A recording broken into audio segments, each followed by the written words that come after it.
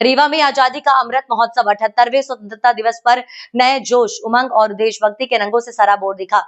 जिला स्तरीय भव्य समारोह एसएफ मैदान में धूमधाम से आयोजित हुआ। मुख्य अतिथि कलेक्टर प्रतिभा पाल ने राष्ट्रीय ध्वज फहराकर परेड की सलामी ली और सभी को स्वतंत्रता दिवस की शुभकामनाएं दी।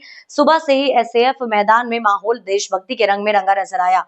सभी विभागों के अधिकारी, कर्मचारी, पुलिस पर स्कूली बच्चे और शहरवासी बड़ी संख्या में कार्यक्रम में शामिल हुए। कलेक्टर प्रतिभा पाल ने ध्वजारोहण के बाद सामूहिक राष्ट्रगान का नेतृत्व किया, जिसके बाद पूरे मैदान में जनगण मन की गूंज फैल गई। इसके तुरंत बाद मुख्यमंत्री डॉक्टर मोहन यादव का स्वतंत्रता दिवस संदेश एलईडी स्क्रीन पर लाइव प्रसारित किया गया, जिसे लोगों ने गंभीरता और ध्यान से सुना। संदेश में मुख्यमंत्री ने प्रदेशवासियों को आजादी की शुभकामनाएं देते हुए विकास, एकता और भाईचारे का संकल्प दोहराया। समारोह में स्कूली छात्र छात्राओं द्वारा प्रस्तुत किए गए देशभक्ति गीत, नृत्य और नाट्य मंचन ने माहौल को और भी जीवंत बना दिया। तिरंगे की शान में गाए गए गीतों और मनमोहक प्रस्तुतियों पर दर्शकों की तालियां गूंज उठी।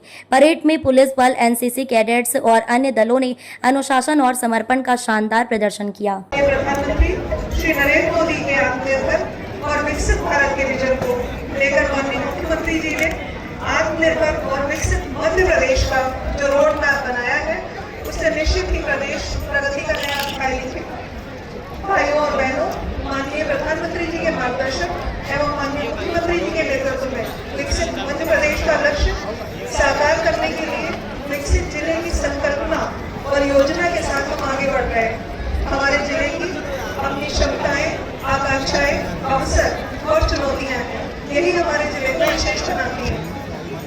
जिले में संचालित विकास योजनाओं की विभिन्न जानकारियां मैं आपके साथ साझा कर रही हूँ। जिले में लाडली बहना योजना में 2,93,816 लाभान्वित हितग्राहियों को 931 करोड़ की राशि अंतरित की गई है। इसी प्रकार मुख्यमंत्री किसान कल्याण योजना एवं प्रधानमंत्री किसान कल्याण योजना में 1,69,960 कृषक लाभान्वित हो रहे हैं। प्रधानमंत्री आवास योजना के माध्यम से 1,49,528 हितग्राहियों ने अपने खुद के घर बनाए हैं। रोजगार मेलों के माध्यम से 2021-22 से लगातार और 2024-25 से 3,514 युवाओं को रोजगार प्राप्त हुआ है।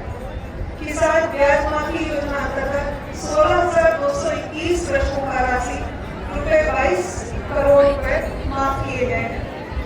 राजस्व अभियान के अंतर्गत जिले में 2,70,675 आवेदन प्राप्त हुए, जिनका 100% निराकरण राजस्व अधिकारियों द्वारा किया गया। जिले में लगातार निवेश की भी अपनी उपलब्धियां हैं। जिले में आईटी पार्क, जिसकी लागत राशि 66 करोड़ 71 लाख रुपए है, रीवा शहर के कॉलेज चौराहे पर 5,000 स्क्वायर फीट में क्षेत्रफल में निर्माणाधीन है। आईटी भवन, skill development, infrastructure development, job creation एवं एजुकेशनल सिनर्जी इन्वेस्टमेंट अट्रैक्शन हेतु महत्वपूर्ण भवन होगा। इसी प्रकार रीवा जिले की तहसील त्योहार में 10 हेक्टेयर से अधिक की अविकसित भूमि का आवंटन मेसर्स आईओसी को किया गया है, जो जिले में बायोगैस का निर्माण करेगी।